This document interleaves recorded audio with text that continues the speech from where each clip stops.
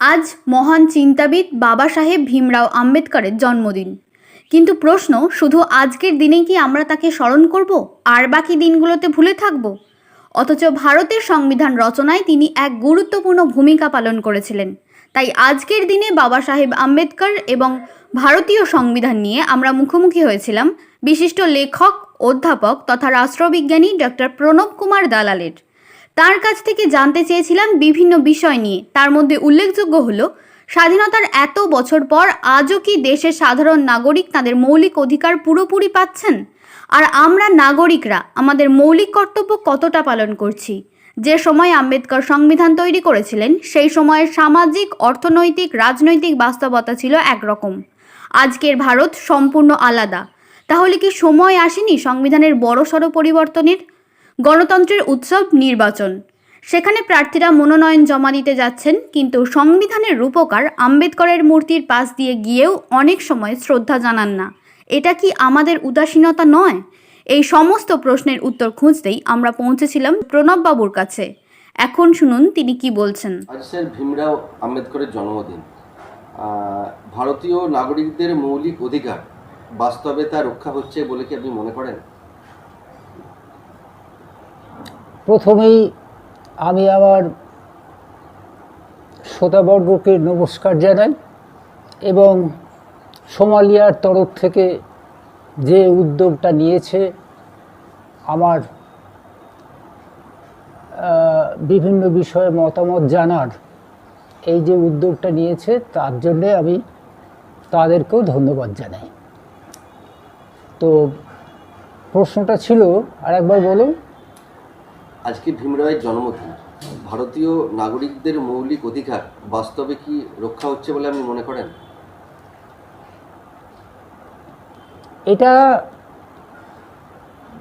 এটা এমনই একটা কোশ্চেন যে এক কথায় এটার উত্তর দেওয়া যায় না। কারণ মৌলিক অধিকার রক্ষা হচ্ছে যদি আমি বলি তাহলেও ঠিক, আবার হচ্ছে না যদি বলি তাহলেও ঠিক।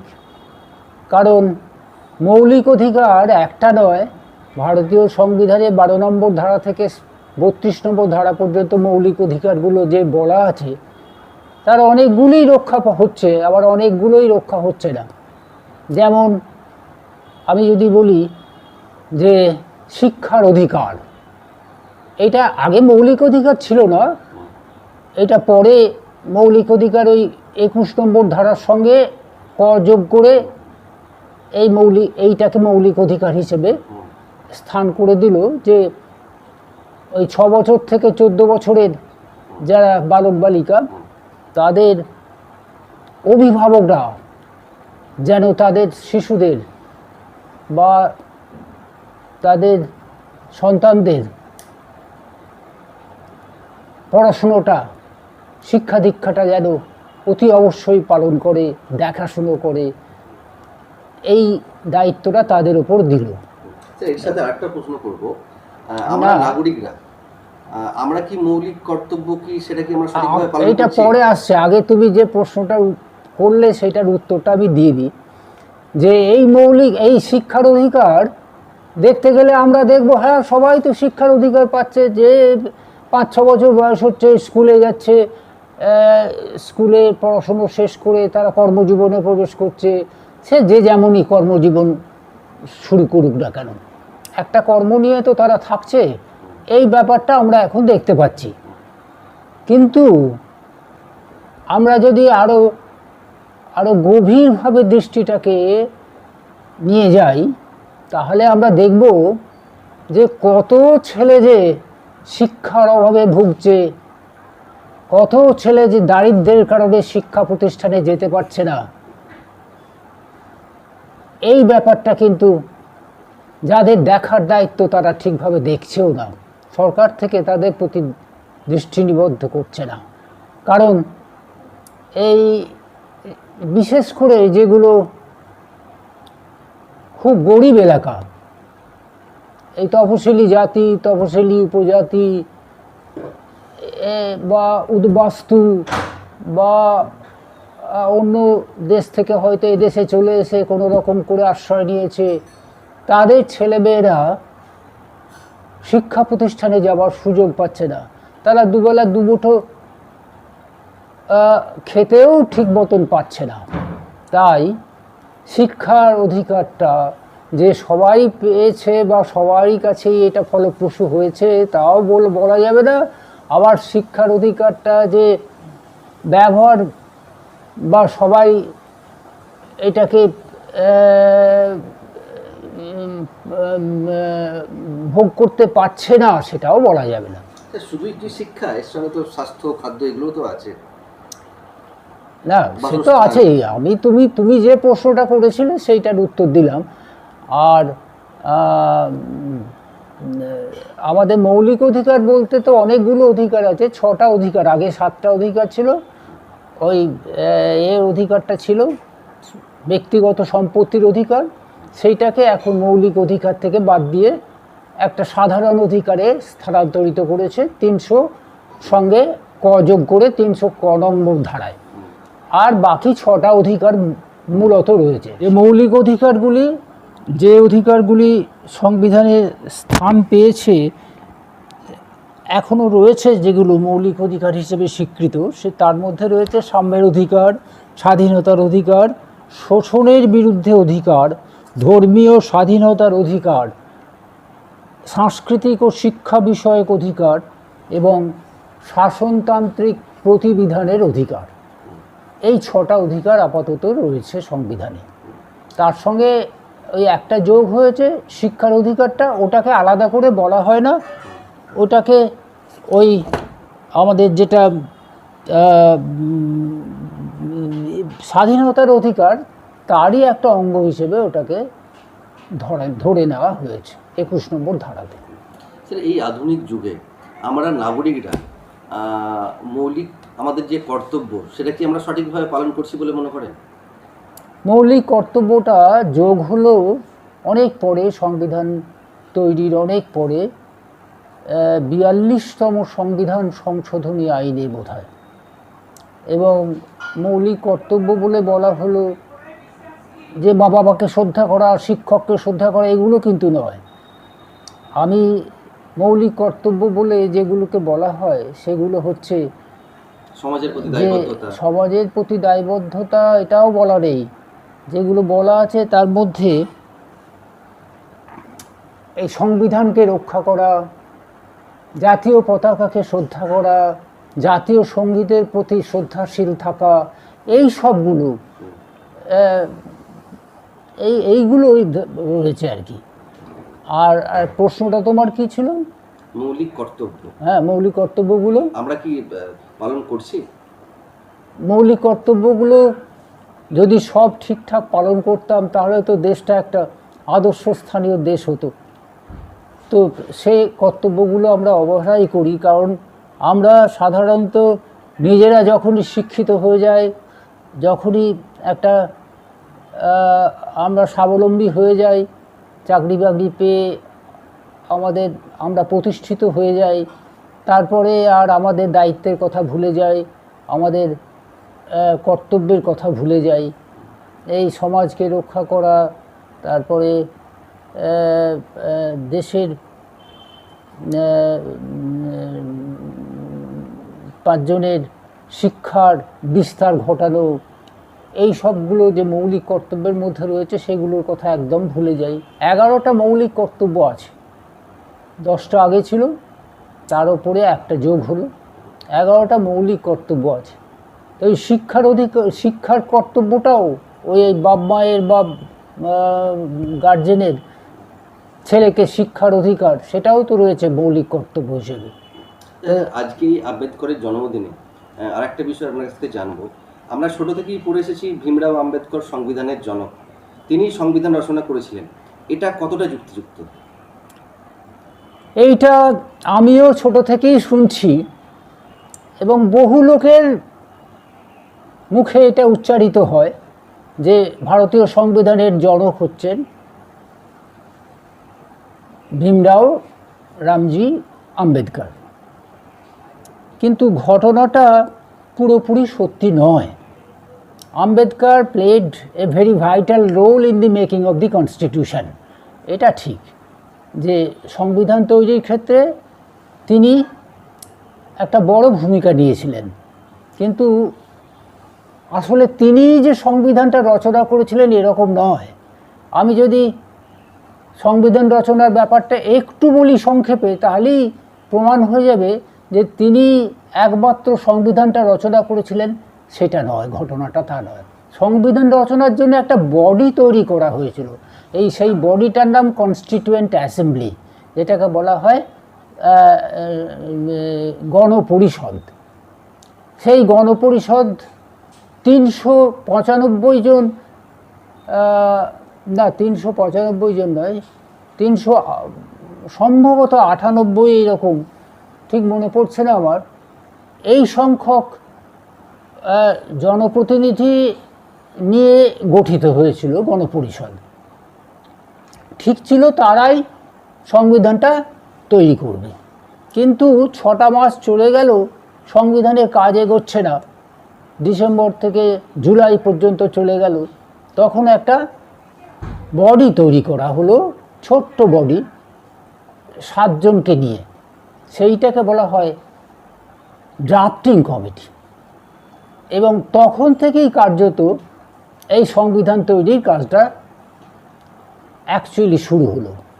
কারণ তখন সেই ড্রাফটিং কমিটির চেয়ারম্যান করা হলো আম্বেদকরকে, এবং আরও 6 জন বিদগ্ধ লোককে, তখনকার দিনের পণ্ডিত মানুষদেরকে এই বডিতে রাখা হলো। এবারে কি হলো না, ওই কংগ্রেস থেকে, মানে কংগ্রেস পার্টির ওয়ার্কিং কমিটি যেটা ছিল, তারা যে সিদ্ধান্তগুলো নিত সেইগুলোকে পাঠানো হতো ওই ড্রাফটিং কমিটিতে। প্রথম দিনেই, এই 9ই ডিসেম্বর, যেদিন প্রথম সংবিধানের গণপরিষদের অধিবেশন বসে, সেই দিনই সংবিধানের আদর্শ সংক্রান্ত প্রস্তাব, এই বলে এক গুচ্ছ প্রস্তাব গণপরিষদের ড্রাফটিং কমিটির কাছে পাঠানো হলো। তারপরে গণপরিষদ থেকে ড্রাফটিং কমিটিতে যেত? গণপরিষদ থেকে নয়, আমি যদি বলি কংগ্রেস ওয়ার্কিং কমিটি থেকে যেত, সেইটাই বোধহয় ঠিক হবে। কারণ সেটাই উল্লেখ রয়েছে যে এই প্যাটেল, আজাদ, জওহরলাল নেহেরু, এই রকম কতকগুলো একটা কংগ্রেস ওয়ার্কিং কমিটির মেম্বার ছিলেন। তারা যেগুলো ভাবনা চিন্তা করে সংবিধানের অন্তর্ভুক্ত করা দরকার বলে মনে করতেন, সেইগুলোকেই ড্রাফটিং কমিটিতে পাঠানো হতো। আর এখানে আম্বেদকরের ভূমিকাটা কী ছিল, তিনি সেগুলোকে শুনতেন, সযত্নে লালন করতেন, এবং সেইগুলোকে তার অসামান্য দক্ষতা দিয়ে সেইগুলোকে তিনি রূপ দিতেন। সেই রূপটা দেওয়া, সংবিধানের যে কথাগুলো তিনি লিখে গেছেন, সেইগুলো ছিল অসাধারণ লেখা। এবং এই লেখাটা দেখে একটা ইংরেজ সাহেব, আর্নেস্ট বার্কার বলে নাম, তিনি তার principles of social and political institutions বলে একটি বই লিখেছিলেন। তার বইয়ের ভূমিকাতে এই আম্বেদকরের কথাটা দিয়েছিলেন, এবং প্রিয়েম্বল বলে যেটা আমাদের প্রস্তাবনা আছে, সেইটা একটা সেন্টেন্সে, প্রায় 1 পাতার মতন একটা সেন্টেন্স, সেই সেন্টেন্সটি তিনি তার বইয়ে স্থান দিলেন। তিনি এত মুগ্ধ হয়েছিলেন, একটা ব্রিটিশ সাহেব হয়েও তিনি আমাদের সংবিধানটাকে স্থান দিয়েছিলেন, সংবিধানের প্রিয়েম্বলটাকে। এখন যেটা বলছিলাম, তাকে ওই জন্যই অনেকে ফাদার না বলে জননী বলে, যে জননী যেমন তার স্নেহ, তার আদর, এই সব দিয়ে প্রথমে তাকে লালন করে, তারপরে তাকে একটা প্রতিষ্ঠিত করবার চেষ্টা করে। আম্বেদকরের ভূমিকাটা ছিল তাই। এবং এই প্রসঙ্গে আমি আম্বেদকরের নিজের কথাগুলো বলছি। আম্বেদকর নিজে বলেছিলেন যে আমি তো এসেছিলাম তপশিলীদের উন্নতির জন্যে, আমি সেইটুকু করবার চেষ্টা করেছি, কতটা পেরেছি সেটা আমি জানি না, তবে তাদের জন্য আমি এই এই গণপরিষদে আমি ঢুকেছিলাম, 1 নম্বর। আর 2 নম্বর হচ্ছে, যেদিন সংবিধানটা গৃহীত হয় 1950 সালের 26শে নভেম্বর, সেই দিন তিনি বলেছিলেন আফসোস করে যে আমরা এমন একটা সংবিধান গ্রহণ করতে যাচ্ছি যেখানে রাজনৈতিক ক্ষেত্রে স্বাধীনতার কথা বলা থাকবে, কিন্তু অর্থনৈতিক সামাজিক ক্ষেত্রে কোনো স্বাধীনতা বা কোনো সাম্য এইগুলো থাকছে না।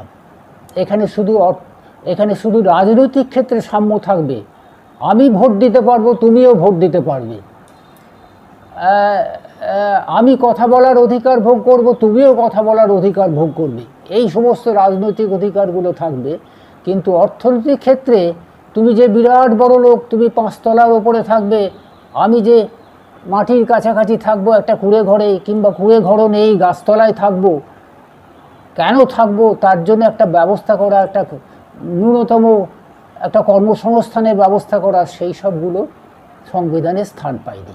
সেই সাম্যের ব্যবস্থা এখনো নেই, বৈষম্য এখনো রয়ে গেছে। এখনো বৈষম্যটা রয়ে গেছে। আরেকটা জিনিস জানতে চাইবো, সেটা হচ্ছে এই যে সংবিধান রচনা, আইন তৈরি করা, এটা সবটাই কি ভারতীয়দের মস্তিষ্ক মানে প্রসূত, নাকি না পাশ্চাত্য দেশ থেকে ধার করা, সেখান থেকে কপি করা?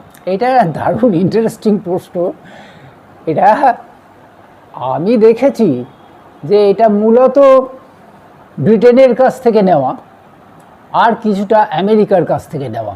এই দুটো সংবিধানকে জড়িয়ে দিলে যেটা হয় সেইটাই আমাদের সংবিধান, এবং তার থেকে কিছু কিছু ক্ষেত্রে আলাদা আছে, যেমন সংরক্ষণের ব্যাপারটা, এটা বিদেশের সংবিধানে নেই, কিন্তু আমাদের দেশের সংবিধানে 10টা বছরের জন্য সংরক্ষণের কথাটা প্রথমে বলা ছিল, তারপরে পরবর্তীকালে 10 বছর করে এগিয়ে গেছে।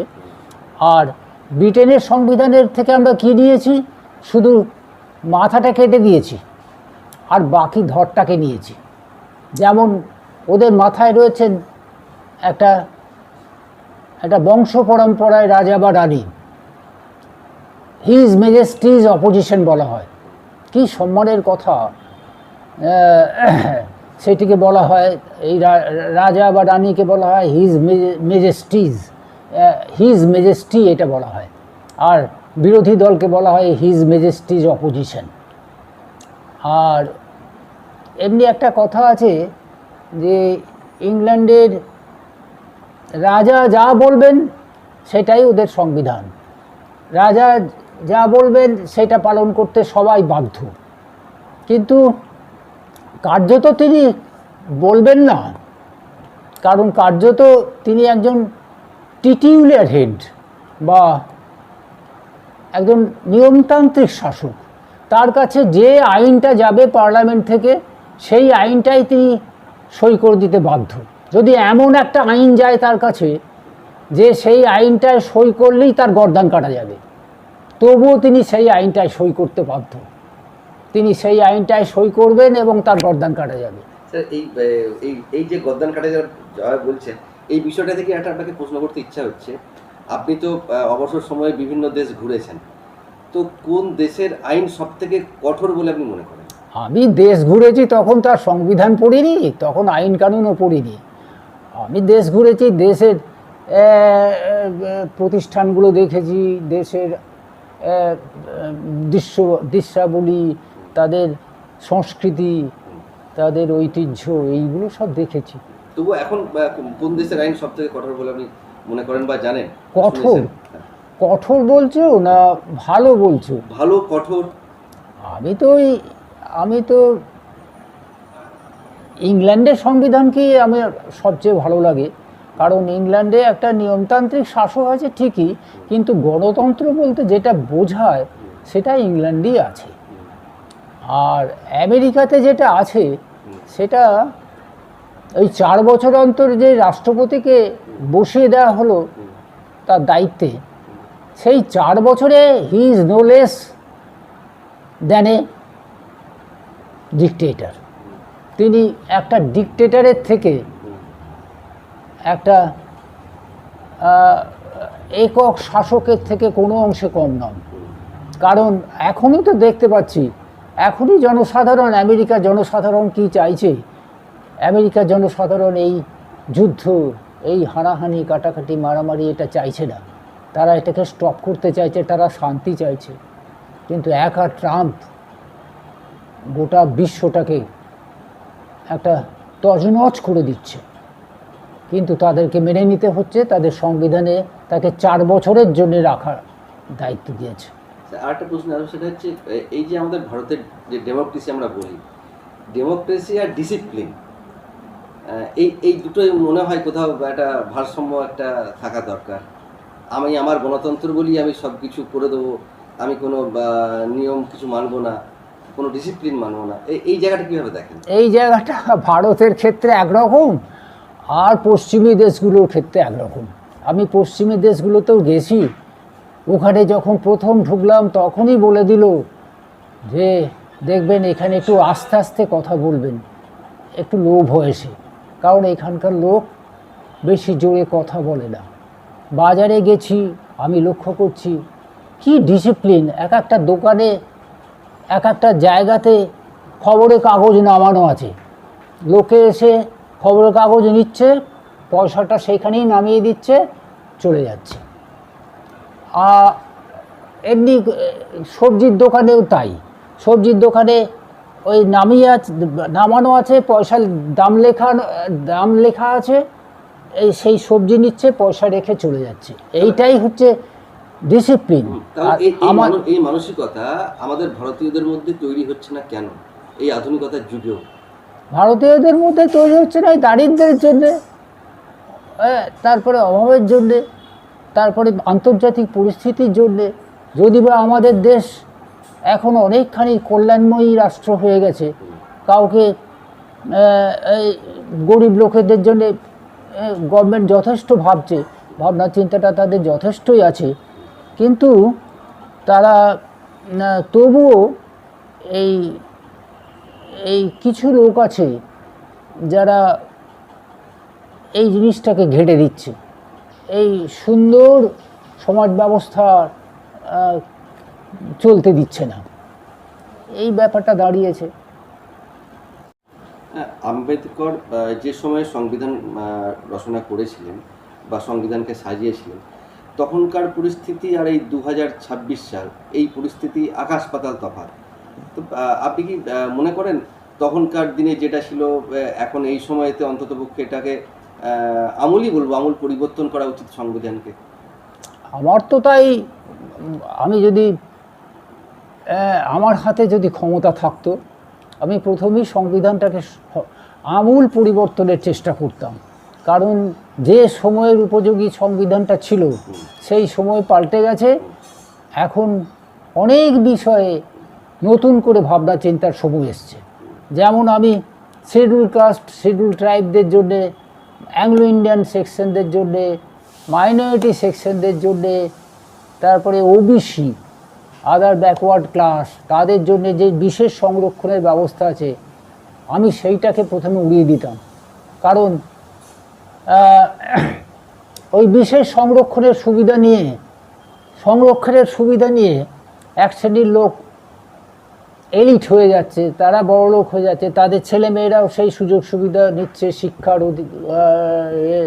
ক্ষেত্রে সংরক্ষণের সুবিধা নিচ্ছে, অন্যান্য ক্ষেত্রে সংরক্ষণের সুবিধা নিয়ে তারা এলিট হয়ে যাচ্ছে। আর বাদবাকি শ্রেণীটা তারা এই মাঠে ঘাটে, নদীতে, নালাতে মাছ ধরছে, চাষ করছে, বাবাকে হেল্প করছে, মাকে হেল্প করছে, ছোট থেকেই তাদের এই কাজটা থাকছে। ফলে শিক্ষা প্রতিষ্ঠানে যাবে কি? আরো একটি বিষয় ভেঙে বলবো, সেটা সংরক্ষিত অসংরক্ষিত উভয় ক্ষেত্রেই একটা নাগরিককে তাকে পড়াশোনা করতে সাহায্য করা যেতেই পারে, কিন্তু তার মেধা তাকে দেখতে হবে। কিন্তু চাকরি ক্ষেত্রে সংরক্ষণ, এটাও তো একটা কোনো জায়গাতে মনে হয় যে এই এখনকার দিনে এটা না হলেও চলবে। এক্স্যাক্টলি, আমার যা মনে হয় যে এই সংবিধানটা যে পরিবর্তন হয়নি তা নয়। এই দুদিন আগেই বোধহয় 24 সালে অ্যাংলো ইন্ডিয়ানদের জন্য যে সংরক্ষণের ব্যবস্থা ছিল সেটাকে সংবিধান থেকে অ্যাবলিশ করে দিল, টোটালি অ্যাবলিশড। মানে ওদের কোনো রকম আর সংরক্ষণের ব্যবস্থা থাকছে না।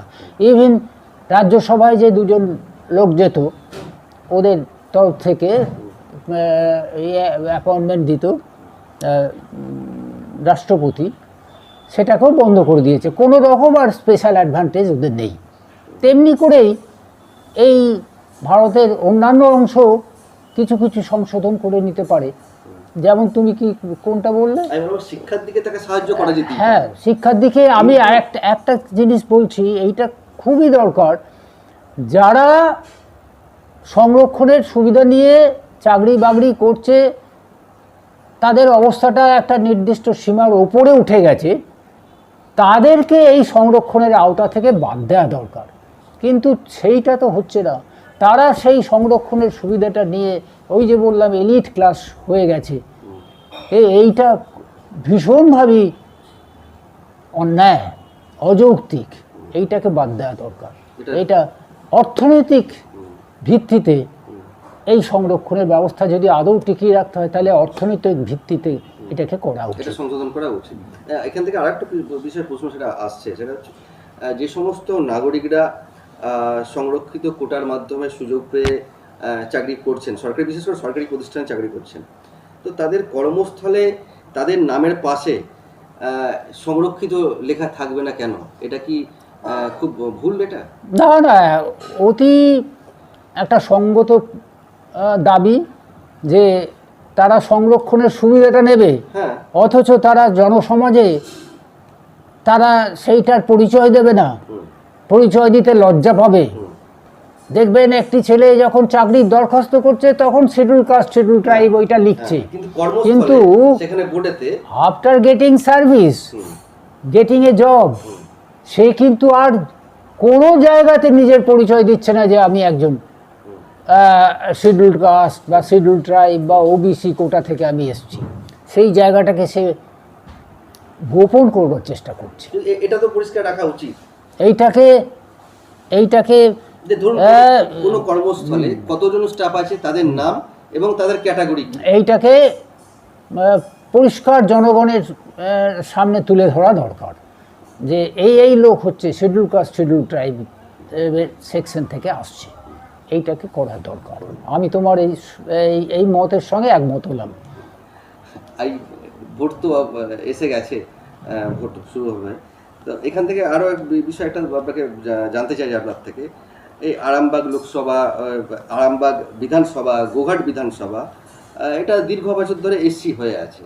তো এরকম কি নিয়ম কোনোভাবে চেঞ্জ করা যায় না যে 5 বছর ছাড়া ছাড়া এটা পরিবর্তন হবে, অন্য পাশাপাশি জায়গায় আবার সেটা এসসি হবে, এটা জেনারেল হলো, কিন্তু দীর্ঘদিন ধরে এসসি থাকা, এটা কতটা যুক্তিযুক্ত বলে মনে করেন? দীর্ঘদিন ধরে কিন্তু থাকে না। ডেলিমিটেশন বলে একটা কথা আছে, মানে কনস্টিটিউয়েন্সির সীমা নির্ধারণ। কিন্তু 5 বছর ছাড়া পরিবর্তন হচ্ছে না, 5 বছর ছাড়া নয়, একবার হয়েছিল, সেটা সালটা ঠিক মনে পড়ছে না আমার, এই 19-20 বছর আগে ডেলিমিটেশনের প্রশ্ন এসেছিল। মানে কনস্টিটিউয়েন্সির এলাকার সংবিধানের এই যেটা নির্বাচনী এলাকা তার সীমা নির্ধারণের ব্যাপারটা এসেছিল, তখন অনেক পরিবর্তন হয়েছিল। সেখানে কিন্তু কোথাও শিডিউল